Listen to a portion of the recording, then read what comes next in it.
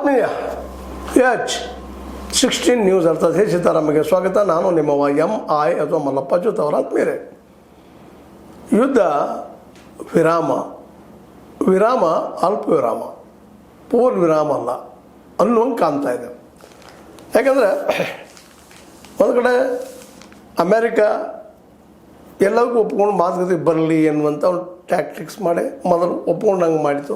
Phone ಹಚ್ಚಿದಾಗ ನಮ್ಮ ಪಾಕಿಸ್ತಾನದ ಪ್ರಧಾನಿ ಇಲ್ಲ ಬರಲಿ ಮಾತುಕತೆಗೆ ಅಂತೇಳಿ 10 ದಿವಸ ಟೈಮ್ ಬೇಕಾಗಿತ್ತು, ತಗೊಂಡ್ರು.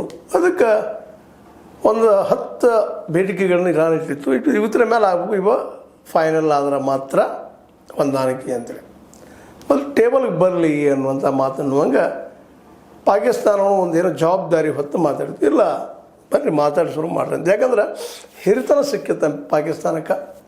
ಆದರೆ ಈಗ ಮೊದಲು ಬಂದ ನ್ಯೂಸ್ಗಳು ಈಗ ಬದಲಾಗ್ತಿರೋ ನ್ಯೂಸ್ಗಳು ನೋಡಿದಾಗ ಇದು ತಾತ್ಕಾಲಿಕ ಯುದ್ಧ ವಿರಾಮ ಅಂತ ಅನಿಸಾಗದಿದೆ. ಅದು ಯಾಕಪ್ಪ ಅಂತಂದ್ರೆ ಅಮೇರಿಕನು ತನ್ನ ನಿಲುವಿನಿಂದ ಹಿಂದೆ ಸರಿದಿಲ್ಲ. ಅಣ್ವಸ್ತ್ರ ತಯಾರಿಕೆ ಮಾಡುವಾಗಿಲ್ಲ. ಹಾರ್ಮುಜ್ ಅದನ್ನು ಓಪನ್ ಇಡಬೇಕು. ಒಂದು ಅದೇ ಕಾಲಕ್ಕೆ ಇರಾನ್ ಏನು ಪ್ರಕಟ ಮಾಡ್ಯದ ಅವೆಲ್ಲನೂ ಒಪ್ಪುವಂಥವಲ್ಲ ಅನ್ನುವಂಗೆ ಮಾತಾಡಿದ. ನಾವು ಇನ್ನೂ ಯುದ್ಧಕ್ಕೆ ತಯಾರಿದ್ದೀವಿ ಅನ್ನೋ ಮಾತನ್ನು ಅಮೇರಿಕ ಮಾತಾಡಿದ. ಅದಕ್ಕೆ ಇರಾನು ಏನು ಸಾಮಾನ್ಯ ಇಲ್ಲ, ಅದು ಉತ್ತರ ಕೊಟ್ಟೇ ಬಿಟ್ಟ ತಾತ್ಕಾಲಿಕವಾಗಿ ತತ್ಕ್ಷಣ ನಾವು ರೆಡಿ ಇದ್ದೀವಿ, ನಾವು ಹಿಂದೆ ಸರಿದಿಲ್ಲ, ನಾವು ದಾಳಿ ಮಾಡೋಕ್ಕೆ ಸಜ್ಜ ಇದ್ದೀವಿ ಅಂತೇಳಿ. ಹೀಗಾಗಿ